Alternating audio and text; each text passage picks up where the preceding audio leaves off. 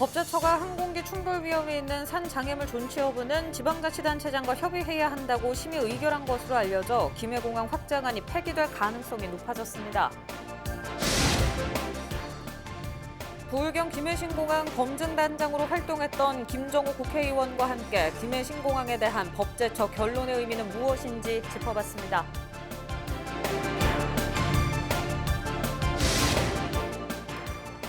경남도 교육청에 대한 행정사무감사가 시작됐습니다. 교육청이 교육공무원을 솜방망이 처벌하는 제도를 개선해야 한다는 목소리가 이어졌습니다.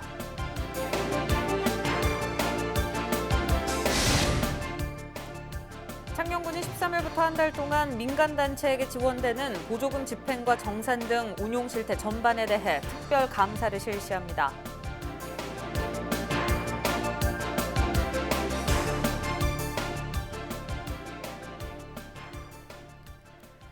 시청자 여러분 안녕하십니까? 헬로티비 뉴스 경남입니다.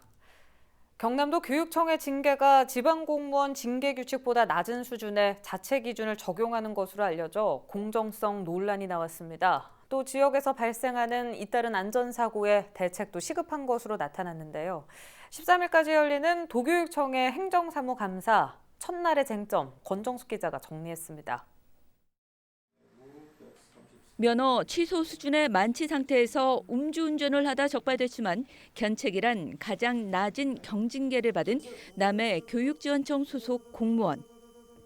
초등학교 여제자의 옷 속에 손을 넣는 등 성비위를 저질렀지만 이듬해 다시 담임으로 복귀한 교사. 이해하지 못하는 사건들이 굉장히 많이 일어났습니다. 그러면 이분들에 대한 징계 조치가 일반교계 차원에서 뭔가가 있어야 되는데 화면 정도가 몇 명 없습니다. 그리고 거기에 대해서 징계라든지 이런 부분들이 경고주의가 대부분입니다.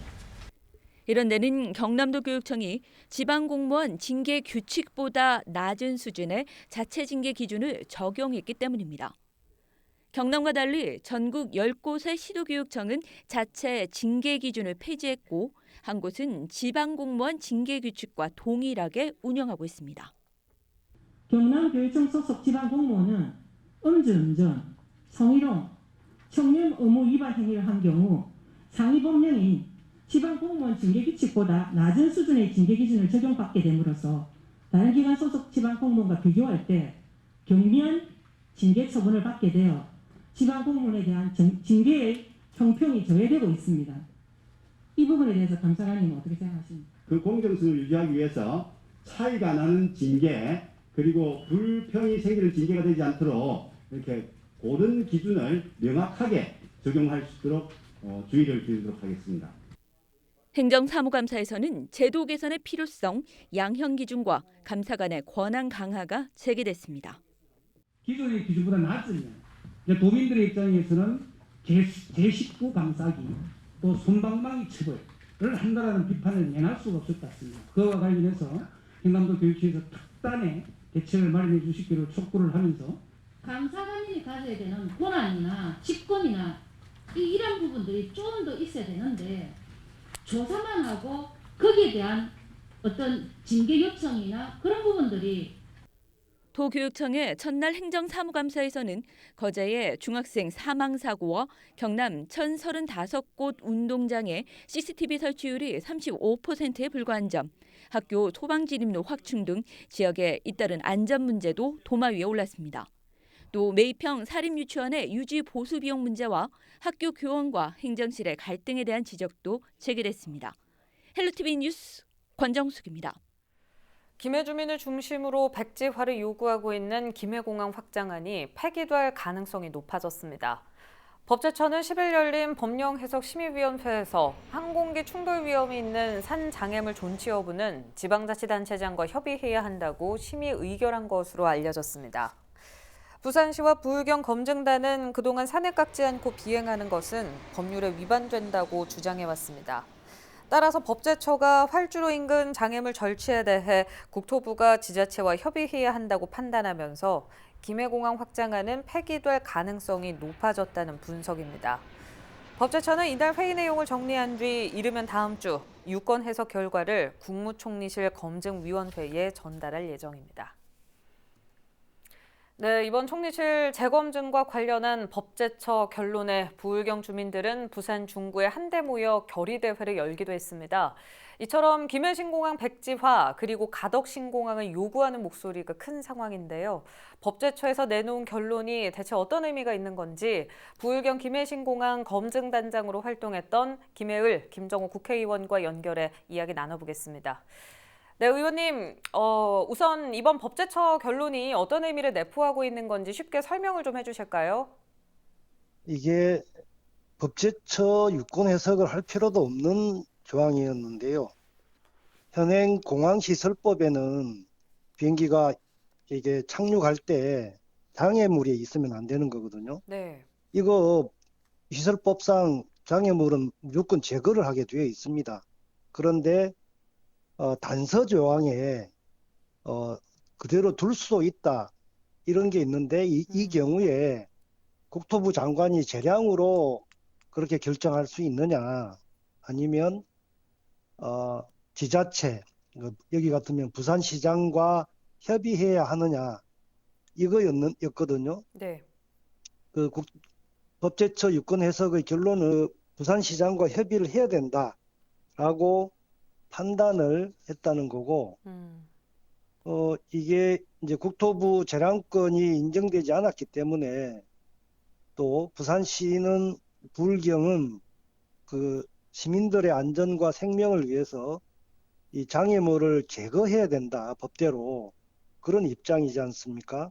김해신공항은 전면 재검토할 수밖에 없다. 백지화라고 하는 결론이 그 총리실 검증위원회에서 최종 판정을 할 것으로 생각됩니다.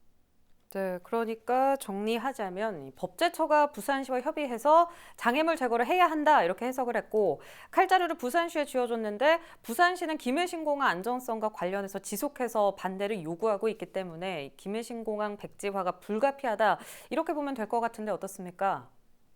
한 가지 보태면 현재 국토부 판단도 그 장애물이 7개 정도의 2200만 입방미터가 됩니다. 이거를 단순하게 절취비, 공사비를 환산하면 7천억 원 정도가 추가 비용이 소요되거든요. 네. 비용뿐만 아니라 공사 기간이 많이 늘어나겠죠. 그렇게 된다면 예타에 비해서 15% 이상 공사비 변동이 생기면 재예타를 해야 되거든요. 불가능한 것이죠. 알겠습니다. 고 총리실에서 검증 결과를 발표할 거고 그럼 남은 과제는 어떤 거라고 보세요? 지난번에 이미 조건부 의결을 했는데 조건이 두 가지가 있었어요. 크게. 우선 법제처 유권 해석 결과에 따른다. 또 한 가지는 각 분과위원회에서 내린 결론들이 다 문제가 있는 내용을 담고 있었거든요. 이를테면 비행 절차 수립이 불안전하다, 보완이 필요하다. 그 다음에 소음 피해 확대가 우려된다.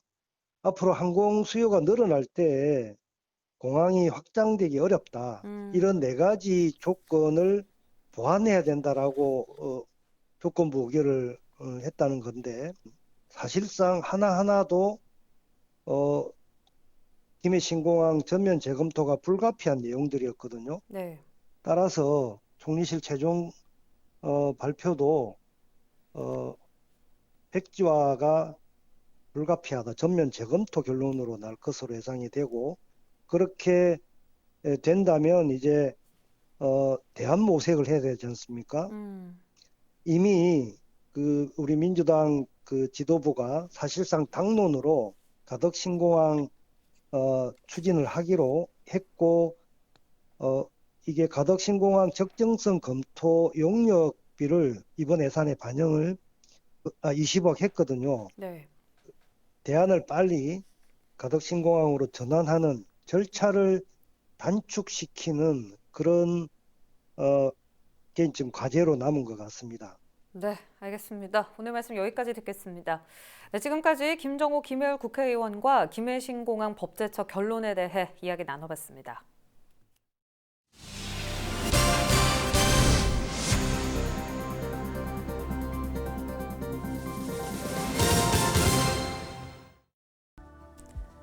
11월 11일, 머릿속에 뭐가 떠오르시는지요? 해마다 이날이면 편의점과 쇼핑몰, 백화점마다 예쁘게 포장된 길쭉한 초콜릿 과자가 장식돼 있고 실제로 불티나게 팔리는데요. 과자 회사의 얄팍한 상술에 많은 젊은이들이 지갑을 여는 것 아닐까요? 그래서 과자 이름 대신에 가래떡데이가 대안으로 제시되기도 했죠. 그런데 코로나 시대를 맞아 이런 것도 등장했습니다. 젓가락 4짝이 나란히 있죠. 경상북도가 선보인 이른바 덜식의 날 캠페인 포스터입니다. 덜식, 덜다의 덜, 먹을 식을 조합해 만든 신조어입니다. 덜어 먹자는 뜻이죠. 이 사진은 우리 밥상입니다. 찌개를 담은 냄비가 가운데 있고 주변에 김치를 비롯한 반찬들이 둘러싸고 있죠. 식구들이 각자 숟가락으로 찌개를 뜨고 젓가락으로 반찬을 집어 먹습니다. 이 사진은 미국 가정의 식탁입니다.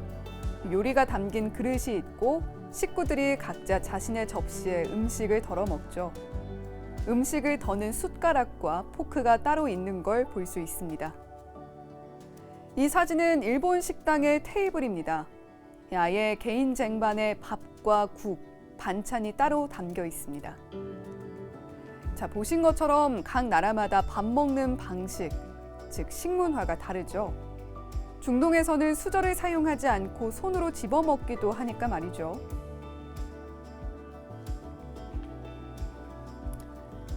그런데 코로나를 안고 살아야 하는 요즘, 우리의 식문화가 감염에 취약하다는 게 문제로 인식되고 있습니다. 비말, 즉 침방울로 감염이 이루어지는데 찌개와 반찬을 함께 먹는 습관이 감염에 취약하다는 거죠. 그래서 나온 게 바로 이 덜식입니다. 찌개와 반찬 같은 음식을 개인 접시에 덜어 먹자는 거죠. 경상북도가 이 캠페인을 전국 최초로 시작했습니다. 경상북도가 지정한 으뜸식당 29곳에 음식 덜어먹기 전용 젓가락을 100벌씩 나눠줬다고 합니다. 11월 11일 덜식의 날. 비단 11월 11일뿐만 아니라 1년 365일 덜식을 해야겠습니다. 코로나와 함께 살아야 하는 이상 말이죠. 그래서 이제 11월 11일 덜식의 날에는 길쭉한 초콜릿 과자 대신 덜식용 젓가락을 선물하면 어떨까요? 앵커 브리핑이었습니다. 경남도가 전국에서 처음 시행 중인 반려동물 진료비 자율 표시제를 확대 시행합니다. 경남도는 경남수의사회와 11일 업무 협약을 통해 양산시와 진주시에도 내년 1월부터 시행될 수 있도록 실무 협의를 지원하기로 했습니다. 경남도와 경남수의사회는 2022년까지 경남도 내 전역에 반려동물 진료비 자율 표시제가 확대될 수 있도록 노력할 계획입니다. 창녕군이 13일부터 한 달 동안 민간 단체에게 지원되는 보조금 집행과 정산 등 운용 실태 전반을 특별 감사합니다. 기획예산 담당관을 총괄로 하는 3개 반 9명으로 꾸려진 전담 특별감사반은 2018년부터 현재까지 지원된 400여 민간단체를 대상으로 보조금 사용에 대해 점검합니다. 창녕군은 이번 감사를 통해 주요 위법 사례와 부정행위에 대해선 엄정 조치하고 문제점을 개선해 나갈 계획입니다. 최근 창녕군에서는 창녕군 체육회 회계 담당자의 보조금 유용과 체육 보조금 관리 감독 등의 의무를 소홀히 한 혐의로 경남도 감사에서 적발된 바 있습니다. 양산 여성단체가 얼마 전 양산에서 발생한 데이트 폭력 사건에 대해 경찰의 대응이 미흡했다며 지적하고 나섰습니다. 이들은 11일 오전 경남지방경찰청 앞에서 기자회견을 열고 양산 지역 교제 폭행은 충격 그 자체였다며 피해 여성이 2차 피해를 당하는 등 가해자로부터 무방비 상태로 노출돼야만 했다고 목소리를 높였습니다. 그러면서 매뉴얼대로 보호 조치가 이루어졌다고 주장하는 경찰에 대해 도대체 어떤 조치를 취했는지 알 수 없다며 질타했습니다. 이들은 경남도에 여성폭력을 방지하기 위한 여성폭력 방지 기본조례를 제정할 것과 경찰의 데이트 폭력 피해자 중심의 정확한 매뉴얼 마련을 촉구했습니다.